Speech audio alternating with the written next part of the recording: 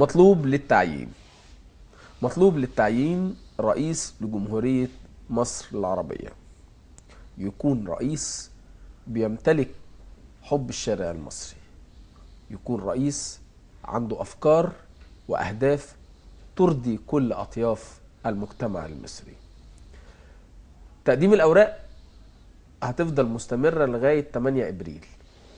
الانتخابات هتكون 23 و 24 مايو. مين هو الرئيس؟ وحلمك ان يكون الرئيس مواصفاته ايه؟ ده اللي هنعرفه من خلال مشاركتكم التليفونيه، وايضا من خلال الضيف اللي بيشرفنا النهارده في الاستوديو، دكتور يسري العزباوي، خبير بمركز الاهرام للدراسات السياسيه والاستراتيجيه. اهلا وسهلا بيك يا دكتور، مشرفنا ومنورنا. يا اهلا وسهلا بحضرتك دكتور، مبدئيا كده الشروط الرسميه الخاصه للترشح لرئاسه الجمهوريه ايه هي؟ هو اولا اجعلني يعني اقول مطلوب للانتخاب وليس للتعيين، لان لاول مره في تاريخ مصر الحديثه سيكون عندنا رئيس منتخب باراده الشعب بشكل مباشر وصريح في نفس الوقت، وبدون اي تلاعب او تزوير في مجريات العمليه الانتخابيه. طبعا هناك مجموعه من السمات الاساسيه التي يجب توافرها في من يتقدم للترشح لرئاسة الجمهورية، ألا وهي أولا نحن بحاجة لرئيس قوي العزيمة، عنده من الشكيمة بمكان هو يستطيع العبور في هذه المرحلة الانتقالية الصعبة، لأن مشاكل مصر لن تحل بانتخابات رئيس الجمهورية فقط. أيضا لديه برنامج واضح يستطيع تنفيذه والانتقال به من الورق إلى أرض الواقع، خاصة وأن الكثير من مطالب ثورة 25 يناير لم تبدأ بعد، الحد الأدنى والأقصى ولم تتحقق يعني. لا، ولم تبدأ بعد. المقصود بها إن ما زلنا في هذه المراحل في البدايات الأولى لتحقيق مطالب الثورة. لم تبدأ بعد التقدم بشعب مصر للأمام، بناء اقتصاد قومي قوي، استعادة دور مصر الإقليمي وغيرها من الأمور الرئيسة لدى الشعب المصري، والقضاء على ليس فقط المشكلات الداخلية ولكن والخارجية أيضا، لأن مصر طول عمرها بتلعب دور إقليمي ودولي فاعل بشكل رئيسي، وده بحكم الموقع الاستراتيجي وبحكم مؤهلات الشخصية المصرية وتأثيرها في الوطن العربي بشكل واضح ورئيسي. ولكن في الحقيقة نحن لسنا بحاجة إلى زعيم، لأن احنا عانينا كثيرا جدا من الزعماء الذين كرسوا السلطة بأيديهم. نحن بحاجة إلى عنصر كفاءة ويمتلك نوع من الإبداع في الأفكار، الإبداع في والحنكة في نفس الوقت في التصرفات ومهارة الإدارة، لأن الفترة القادمة وفي تاريخ مصر الحديث نحن لسنا بحاجة لرئيس يكرس السلطة في يده، ولكن نحن بحاجة لرئيس يستطيع وضع أجندة قصيرة المدى، لأن فترة الرئاسة كما تعلم يعني 5 سنوات، ثم قابلة للتجديد مرة أخرى أو رفض. نحن بحاجة أيضا لرئيس يستطيع يعني امتلاك زمام الأمور كلها، وأيضا يحدث نوع من التوافق حوله. أيضا تعمل الأحزاب المختلفة، ينال ليس فقط رضا الأحزاب ولكن التوافق حول خططه المستقبلية لبناء هذا البلد.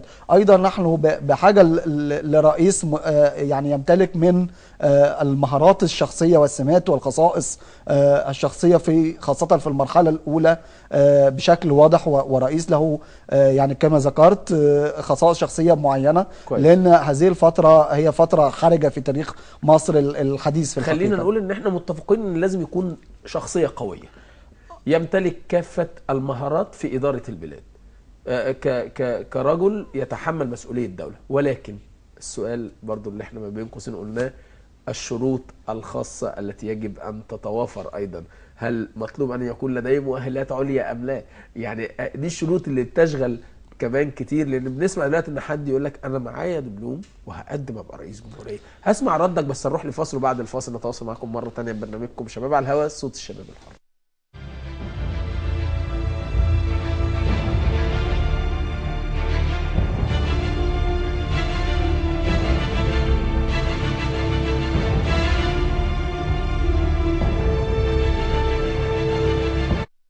من رأيي ان صفات الرئيس الجديد ان هو يهتم بتعليمنا، وان هو يكون راجل ذو رؤيه مستقبليه لمصر، وان هو يكون حاطط هدف قدامه ومن خلال الهدف ده ان احنا نعمل وراه، ويكون جنبه اداره قويه ومستشارين قويين من خلالهم يقدر ينهض بمصر. مصر يعني في ذيل الامم، وده غلط، ما ينفعش. احنا عندنا في مصر موارد بشريه كبيره قوي، وعندنا في مصر حاجات كتيره، ومصر دوله غنيه جدا، وما ينفعش نضيع كل الحاجات دي علشان القياده مش واعيه ومش قياده كفء ان هي تخلينا ننهض بمصر. اول حاجه طبعا عايزين صفات رئيس الجمهوريه يكون يهتم بكل الطبقات في مصر، مثلا ما يهتمش بالطبقه العليا والناس اللي في الطبقه الوسطى مثلا، وسايب الطبقه المطحونه في مصر مثلا زي في صعيد مصر، وفي طبقات مطحونه. يهتم بكل الطبقات في مصر ويهتم بمنظومه التعليم. احنا عندنا منظومه تعليم شبه فاشله اصلا في مصر بس، ويكون راعي ربنا في شغله وفي ضميره في كل شعب مصر. طبعا لازم يبقى عارف رأي الشعب، ويبقى عارف الشعب ويتواصل معاهم، ما يلوش دعوه بالناس اللي حواليه اصلا، لان هم دايما بيخبوا عليه الحاجات والحقيقه بتاعتهم. فلازم هو ينزل بنفسه ويسأل الشعب ويعرف صفاته وعايز ايه منه وايه رأيه فيه وكده هوت يعني. اتمنى ان رئيس الجمهورية القادم يجي لمصر، اتمنى ان هو يهتم باكتر حاجة بالتعليم في مصر، ان التعليم في مصر في ادنى مستوياته موجودة حاليا في مصر. نفسنا نتطور ويتم البحث العلمي قوي، لان فعلا التعليم هو اللي هيوصل بمصر لمرحلة اعلى من ان احنا ممكن ما نتخيل. عايزين رئيس جمهورية يجي يهتم بالشعب، يحس بيه، يبقى واحد من الشعب، يوفر رغيف العيش، يوفر انبوبة البوتاجاز، يوفر كل حاجة ان الشعب محتاجها.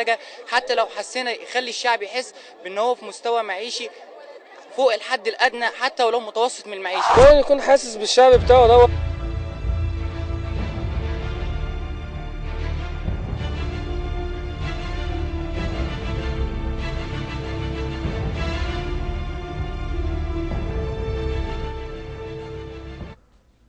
آراء الشباب غالبا كانت مهتمية بجزئية التعليم، لأن أعتقد أن الدول المتقدمة كلها اهتمت بالتعليم، علشان كده تقدمت عن كافة الدول الأخرى. بالإضافة أن زي ما بيقولوا فشل التعليم ده برضو يرجع إلى نتيجة توريث التعليم، دكتور ابن دكتور، حاجة كتيرة جدا.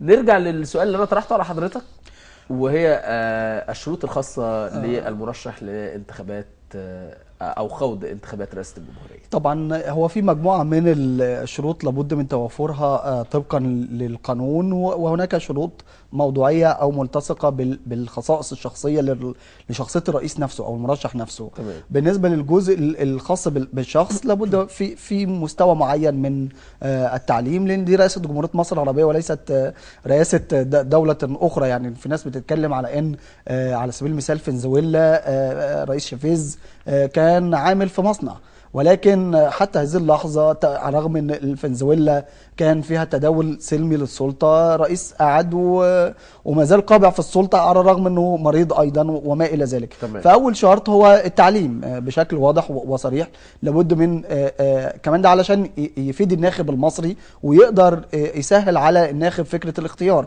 لان ربما نفاجأ بان عدد ليس بالقليل يرشح نفسه للانتخابات كويس. وهو ليس لديه من القدرات التعليمية ما يستطيع بها ان يدير يعني اسرة وليس جمهورية مصر العربية يعني. تمام. الشرط الثاني وده رغبات حوالي 96% من المصريين طبقا للاستطلاع الرأي الذي اجراه مركز معلومات مجلس الوزراء، انه يتسم بالاستقلالية او صفة الاستقلالية، خاصة وان الشعب المصري عانى الامرين من فكرة الحكومات رجال الاعمال وحكومات الحزب الوطني اللي اثبتت فشلها في ادارة البلد. تمام. يعني ده الجزء الشخصي. هل تجميع عدد اصوات معينه ان يكون ممثلا لحزب، هل دي من ضمن الشروط؟ هنستكمل بس نستقبل التليفون. معانا استاذ سمير على التليفون. الو استاذ سمير. السلام عليكم. وعليكم السلام. ازيك يا استاذ محمد؟ اهلا بيك. تحياتي لحضرتك وضيفك الكريم والطاقم البرنامج كله، الكاست اللي معاك كله. اهلا بيك يا استاذ سمير، اتفضل. انا عايز اقول الشروط اللي واجب توفرها، انا بعد اذنك محددها في كام نقطه سريعا كده.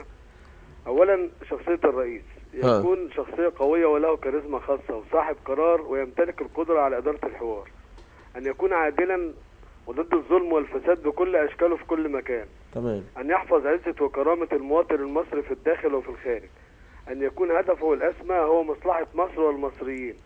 أن يكون مستوعبا للدرس بأن الشعب المصري بكل فئاته وطوائفه لن يسمح لأحد بعد ثورة 25 يناير بأن يحكمه بالحديد والنار. إن لم يشعر المصريين خلال العام الأول من حكمه بأنه يسعى لحل المشاكل التي نعاني منها منذ سنين طويلة، وإن حبه للكرسي سيكون أكثر من حبه لأبناء شعبه، فسوف تمتلئ ميادين مصر المطالبة بإقالته ورحيله فورا. آخر حاجة عاوز أقولها، نفسي في رئيس ما يوقفش شوارع مصر كلها عشان رايح مشوار. بشكرك جدا يا استاذ سمير، وشكرا ليك ودائما لك تعليقاتك القويه. اتفضل. يعني هو دي تمنيات كل المصريين. رئيس يعني بيتسم بالعدل والضمير والكفاءة والحكمة والاستقلالية، ولكن هناك مجموعة من الإجراءات أو الشروط القانونية، منها على سبيل المثال لو المرشح مستقل لابد ان هو يحصل على 30 توقيع، يعني 30,000 توقيع من 15 محافظة على الأقل. يعني دي مهمة جدا.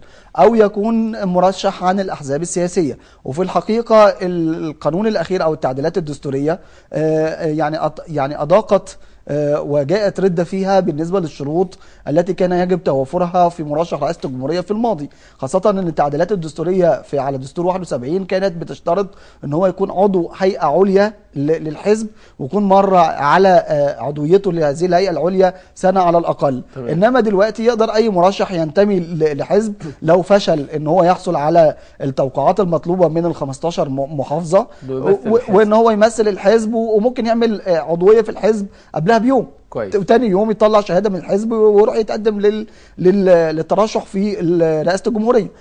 دي من ضمن الشروط الاجرائيه في الحقيقه.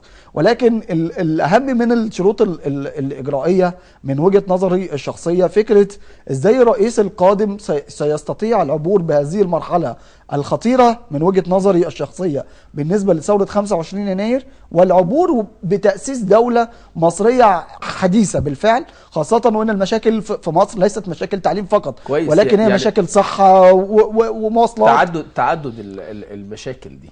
هل عندما يكون الحكم رئاسي سيكون للرئيس دور في حل الازمات، ام لما يكون الحكم برلماني هيبقى له دور اخر، ام لما يكون الحكم برلماني رئاسي يبقى هنا الموضوع مختلف؟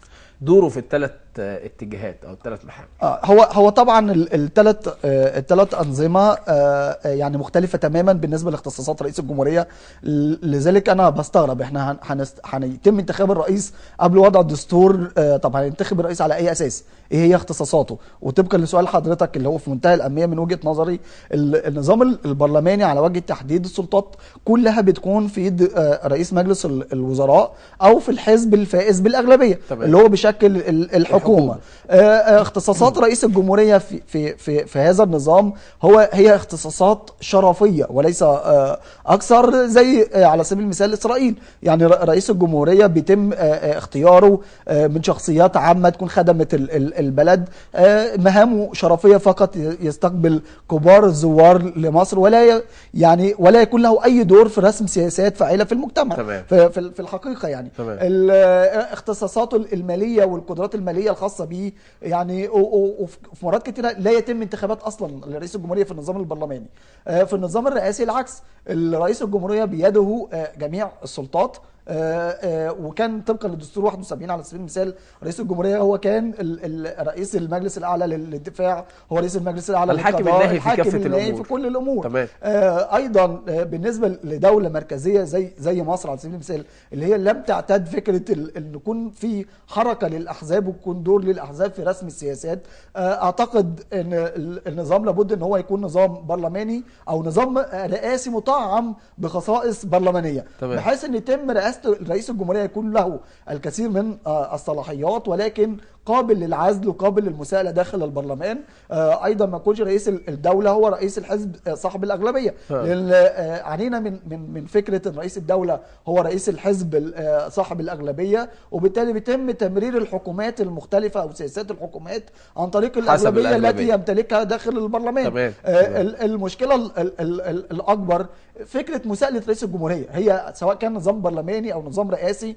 لذلك انا اعترض كثيرا على فكرة يعني الكلام اللي بيثار في الفترة الأخيرة.